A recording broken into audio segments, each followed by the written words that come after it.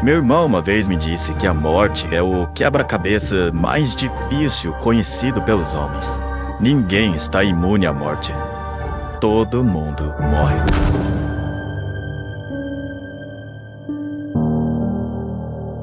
Mas onde está a alma dele agora?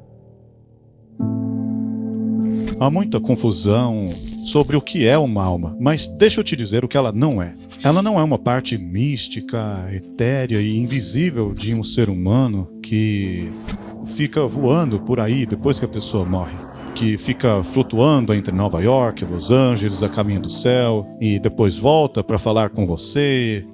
Biblicamente, a alma, na verdade, é a pessoa inteira. Não é uma parte da pessoa que continua por aí. Para isso, precisamos entender o conceito de como o homem foi criado.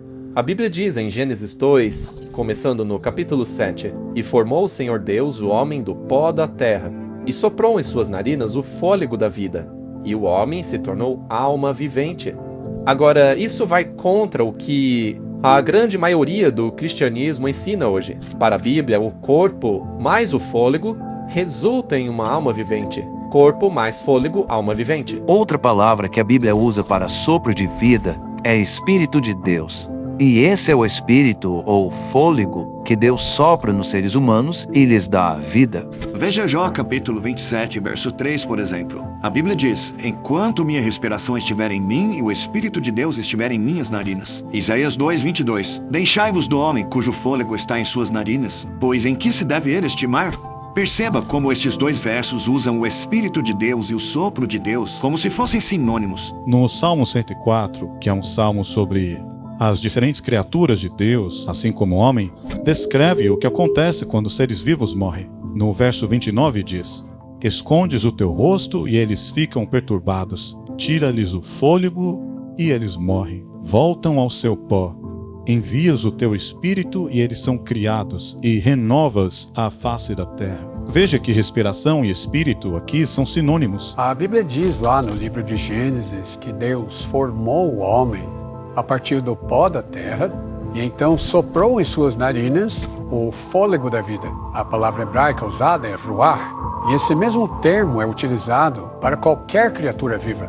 Todas têm o sopro da vida. Essa palavra no original é ruach, significa respiração, vento. Então, alma é a combinação entre o corpo, que é o pó da terra, e o fôlego de vida, que é o espírito. E é apenas quando essas duas coisas estão juntas que você tem uma alma vivente. A palavra para alma aqui é a palavra hebraica nefesh, que significa literalmente criatura que respira. A Bíblia diz que Deus criou as grandes baleias e toda criatura vivente que povoa as águas. Portanto, a palavra nefesh é a mesma usada para descrever os seres vivos que se moviam nas águas. E a razão pela qual isso é importante entender é porque há pessoas que acreditam que a alma é uma coisa apenas de seres humanos, como se nós tivéssemos alma. Mas quando você olha para o que a Bíblia diz, o termo alma não é utilizado apenas para pessoas, mas para qualquer ser vivo. Então, é muito importante entendermos que nós não temos uma alma, nós somos uma alma. A Bíblia realmente confirma isso no livro de Atos, capítulo 2, começando no versículo 41. "De sorte que foram batizados os que de bom grado receberam a sua palavra, e naquele dia agregaram-se cerca de 3.000 almas." Outro verso que confirma isso é Atos, capítulo 27, versículo 37.